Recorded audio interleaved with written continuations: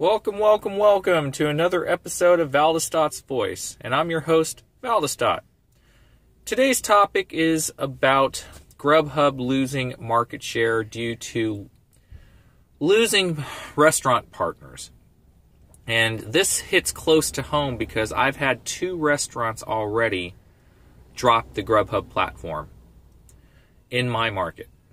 And I went to both to ask why. And one of them literally told me that it's because drivers were not either picking up their orders or picking them up after 45 minutes to an hour later after the food was already made. And the kicker about this is that this restaurant told me that they turned the tablet off, called GrubHub continually for the last month, and they still keep getting drivers going in there to pick up orders. And this is frustrating because not only is it wasting drivers' times to pick up from a non-participating restaurant anymore, but GrubHub doesn't seem like they want to do anything about it to remove them from the platform.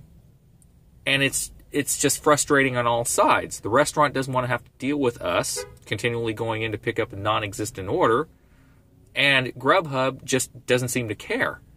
So, also, the other fascinating part about it is the manager at this particular restaurant that I talked to also used to drive for Uber.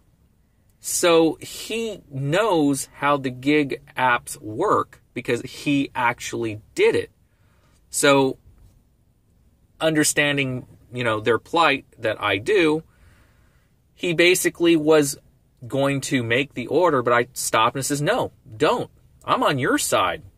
Because to be honest, without the restaurants being on the platform, we as drivers don't have anything to work on. Because without the restaurants, the gig apps have nothing. So you would think that the GrubHub or any of these other food app companies that partnered up with restaurants would actually do their job and ensure that drivers would get there in a timely manner. But here's the problem with GrubHub in particular. Okay? Look at it from their perspective. They're competing with the likes of DoorDash that has 10 times the amount of drivers that GrubHub ever will in any given market. They're losing market share, and the only thing GrubHub can do in their eyes, which is a fail in my book, is expand regions. Now, doing so without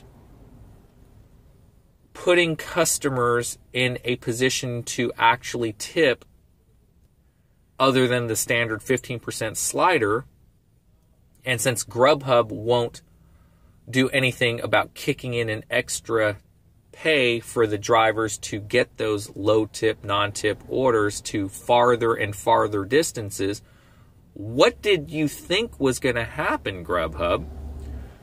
And now the restaurants are revolting because drivers aren't coming to get their orders. And it's making it worse by you not actually removing them from the platform in a timely fashion. So it's all your fault because you guys are not doing what you can to ensure that restaurants and drivers are happy and able to work reasonably for the pay given. So yeah, this is going to become a systemic problem nationwide, unfortunately, guys, because with the way that GrubHub is running things, restaurants are unhappy, drivers are unhappy, and there's no wonder there's rumblings of GrubHub selling or merging, because there may not be an easy solution for GrubHub to actually fix the problem other than reducing distances, carving up their huge regions, and hiring drivers for those regions. So it may be bad. There may be bad times ahead, and there, you know the old saying, "Calm before the storm." Well, the storm's definitely here, folks. And until GrubHub gets their act together, I would continue to multi-app or go on other platforms and use GrubHub as a backup until they get their act together. Unless you really enjoy $8 pay for 12 plus miles, or $15 pay for 20 plus miles one way, not including the dead miles back. So, this is Valdestat signing off. This is just a quick video just to kind of illustrate the plight that they're in, and for GrubHub. And hopefully things get better. And I'll talk to you guys later.